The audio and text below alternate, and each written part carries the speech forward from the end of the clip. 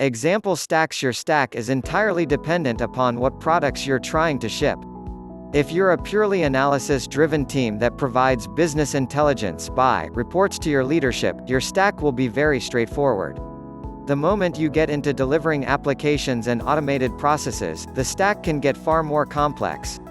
Here are some examples I've come across through personal experiences, academia, and word of mouth.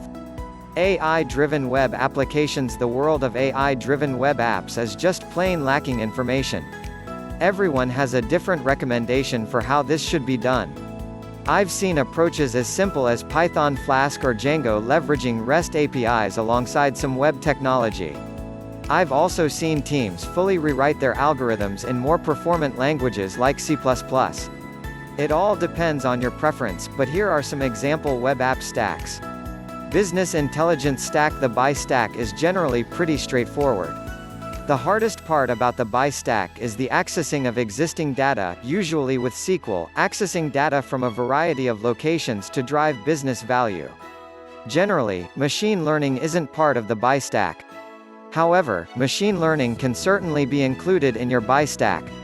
You can easily report and visualize the results of ML inside your favorite reporting tool. Some BI tools even support Python and R inside the desktop tool. These dashboards can all be created locally or exist on a server. Academic research stack. The academic stack is very unique. Generally there's no deployment phase, just research, report results, rinse and repeat. Skills across the stack. It's important to identify very clearly what you intend to build and what skills you need to build a production-ready product. Many teams are very strong in one area and lacking in another. They brute force their way through their deficiency and end up regretting it in the long run. For example, what if your team consists of 3 data scientists, 2 machine learning engineers, 2 data engineers, 5 data analysts, and 1 statistician? What if your team is tasked with building a web portal where users can submit cat pictures and learn what kind of cat is in the picture? Well, then your team better go make friends with a web developer in your company, or go hire one. You know the data pipeline, models, etc. are all going to be top-rate, simply due to the human capital you have in those areas. But is the product any good if the website sucks?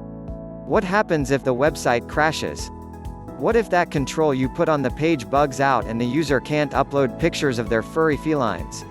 In this case, it doesn't matter how accurate your cat classification model is, your product is going to be worthless.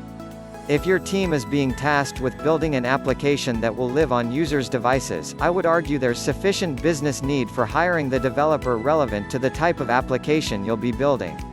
If you're building a web app, hire a web developer. If you're building a mobile app, please hire a mobile developer. The speed of your builds and quality of your products will only go up. And this division of labor will allow your data scientists, ML engineers, data engineers, etc. to focus on what they get paid the big bucks to do.